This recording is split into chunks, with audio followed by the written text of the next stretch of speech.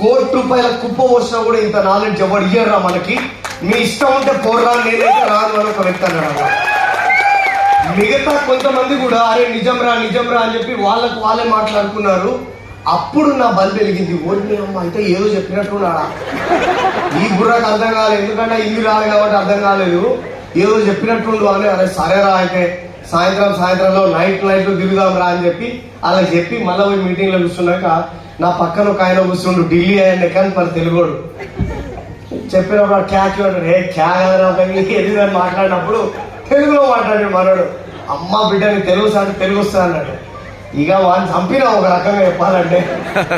ఆడ ఏం మాట్లాడుతుందో చెప్పు కాక చెప్పు సరే ఎక్కువ అంటున్నా. మనోడు ఆడ ఇంటుండు సగం చెప్తుండు సగం చెప్తుండు.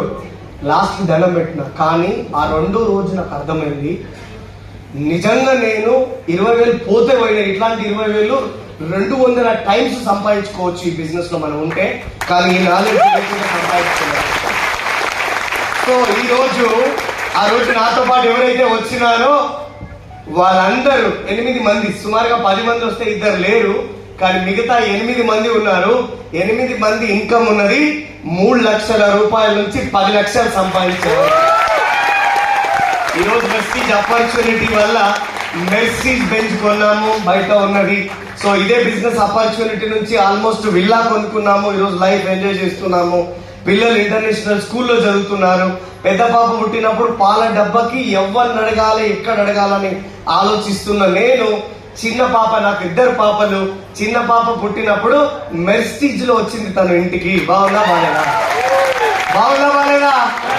స్క్రీన్ లో ఏవీలో చూశారు కదా. మా ఫాదర్ అంటే పాల డబ్బాకి డబ్బులు లేనోడు అని అనుకోవద్దు. వరల్డ్ ది బెస్ట్ పేరెంట్ లాగా నేను ఉండాలని డిసైడ్ అయినా. అదే కారణం ఉన్నది ఇక్కడ దాకా రావడానికి. సో మీ దగ్గర కూడా ఇదే అవకాశం ఉంది. Are you ready? సో ఇప్పుడు నేను పోయిన మీటింగ్ ఏదైతే ఉందో అది FRU ఫ్యామిలీ రియూనియన్ అనే ప్రోగ్రామ్. సో ఈ ఫ్యామిలీ రియూనియన్ వెళ్ళి వచ్చిన తర్వాత మళ్ళీ మేము 2-3 సార్లు పోయి వచ్చాము. అప్పుడు అప్లయన్స్ తో కూర్చున్నాము. సార్ ఇప్పుడు మేము అంత దూరం వచ్చి విని ఇంత డిసైడ్ అయిపోయి ఇంత పెద్ద బిజినెస్ చేశాము, కానీ ఒక్క మాట ఉన్నది సార్, మీరు ఖచ్చితంగా మనం పెద్ద గురు, మహాగురు, సో మన దేవుడు లాంటి వ్యక్తి SP బారిల్ సార్ దగ్గరికి ఈ విషయాన్ని తీసుకుపోవాలి అని చెప్పి ఆ రోజు డిసిషన్ తీసుకున్నాం. ఇదే మీటింగ్ ఢిల్లీలో జరుగుతూనే ఇంత నాలెడ్జ్ వస్తే, ఇదే మీటింగ్ ని హైదరాబాద్ లో పెడితే ఇంకెంత మంది అటెండ్ కావాలి, ఇంకెంత నాలెడ్జ్ తీసుకోవాలి అని చెప్పి ఆలోచనతో అందులోంచి పుట్టిందే ఈ రోజు FRU హైదరాబాద్ శంషాబాద్ లో జరుగుతున్నది.